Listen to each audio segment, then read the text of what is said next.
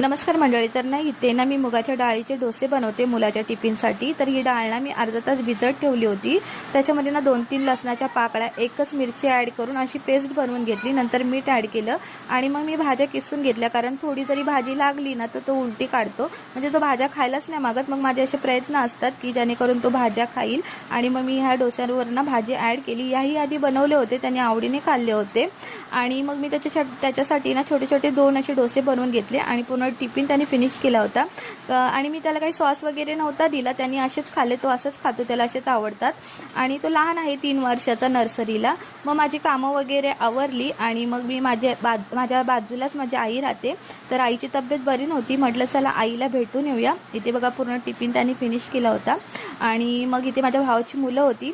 तर मला बोललं जातं की आईला बाजूला घेऊन राहते. तर इथे बघा आई चहा पीत बसली आणि गॅस चालू ठेवला. तिला माहीत नव्हतं, मी गेल्यावर बघितलं.